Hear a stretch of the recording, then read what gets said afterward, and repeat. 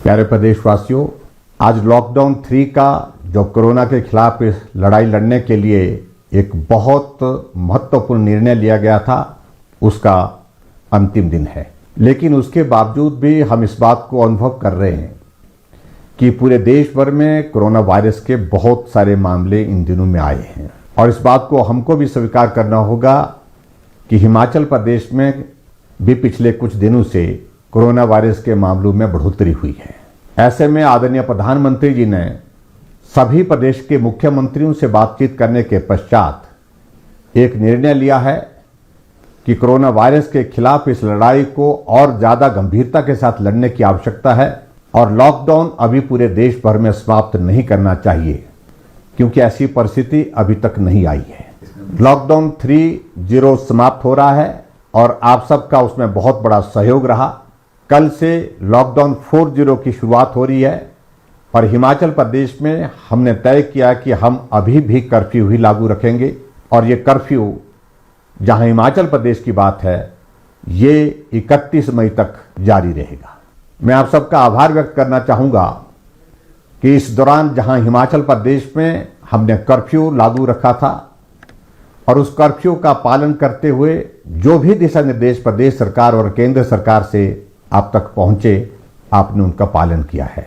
हम हिमाचल प्रदेश में इस बात को महसूस कर रहे हैं कि कोरोना वायरस के कुछ मामले पिछले दिनों में जो बढ़े हैं, उसमें जो प्रदेश से बाहर हमारे भाई बहन रहते थे, बच्चे रहते थे, वो हिमाचल प्रदेश में आए हैं।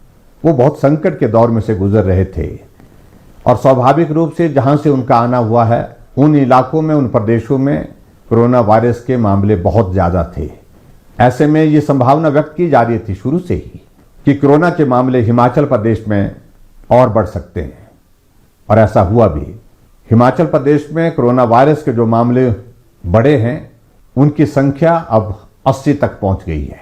लेकिन मुझे इस बात को लेकर के भी संतोष है कि 80 में से हमारे पास हॉस्पिटल में जो उपचाराधीन है, जो पॉजिटिव केसेस हैं, जो जिनको आइसोलेशन में हमने रखा है, उनकी संख्या 33 है। बाकी राज्यों की तुलना में हम इस बात को कह सकते हैं कि हिमाचल प्रदेश अभी भी बहुत बेहतर है। लगभग 60,000 से ज्यादा लोग जो हिमाचल प्रदेश के निवासी हैं, दूसरे प्रदेशों में फंसे हैं, वो अपना घर वापस आना चाहते हैं। स्वाभाविक रूप से ऐसे में आशंका व्यक्त की जा सकती है कुछ मामलों में और बढ़ोतरी हो सकती है। फिर भी मेरा आप सबसे इस बात के लिए निवेदन है कि चिंता की कोई बात नहीं, डरने की आवश्यकता नहीं, लेकिन हम सावधानी और एहतियात बरतने के लिए कोई कमी ना छोड़ें। मैं हिमाचल प्रदेश में हाल ही में दूसरे प्रदेशों से जो भाई और बहन हमारे आए हैं, उनसे हाथ जोड़ करके विनम्र निवेदन करना चाहूंगा।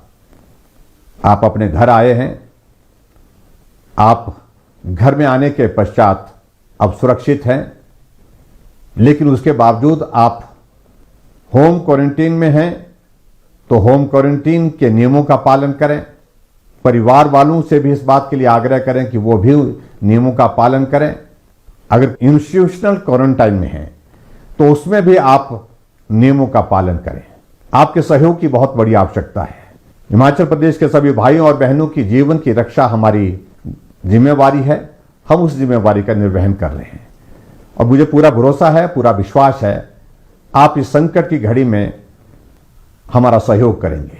इस बीच में मुझे इस बात को लेकर के खेद भी है कि कोरोना वॉरियर के नाते जो फ्रंट लाइन पे काम कर रहे हैं, जिसमें एक डॉक्टर टांडा मेडिकल कॉलेज का, वो भी संक्रमण की चपेट में आए हैं। एक हवलदार, वो भी पुलिस विभाग में काम करते हुए कोरोना वायरस की चपेट में आए हैं। मैं उम्मीद करता हूं कि उनका स्वास्थ्य बहुत जल्दी ठीक हो जाएगा।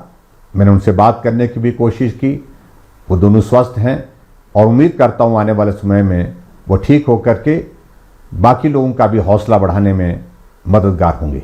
मैं हिमाचल प्रदेश की जनता की ओर से आदरणीय प्रधानमंत्री नरेंद्र मोदी जी का भी आभार व्यक्त करता हूं कि ऐसे संकट के दौर में एक तरफ जहां कोरोना वायरस के खिलाफ इस लड़ाई को मजबूती के साथ वो लड़ रहे हैं, पूरा देश उनके साथ है, और वहीं दूसरी तरफ आर्थिक दृष्टि से जो नुकसान हुआ है उसकी भरपाई करने के लिए, उसमें सहयोग देने के लिए हर वर्ग के लिए उन्हें एक बहुत बड़े ऐतिहासिक आर्थिक पैकेज की घोषणा की है, जिसमें 20 लाख करोड़ रुपए, जो आज़ाद भारत के इतिहास में सबसे बड़ी राशि है, जिसकी घोषणा की है, उसका भी मैं अभिनंदन करता हूं।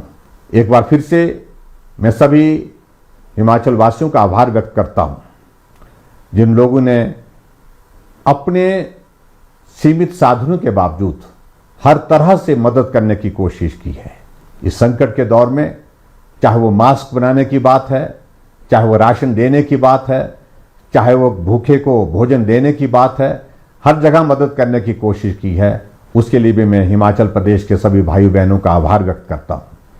आप सबके सहयोग और समर्थन की उम्मीद के साथ और इस विश्वास के साथ कि हम सब लोग निश्चित रूप से कोरोना पर जीत हासिल करेंगे, आप सहयोग बनाए रखिए। आप सबका बहुत बहुत धन्यवाद। नमस्कार। जय हिंद, जय हिमाचल।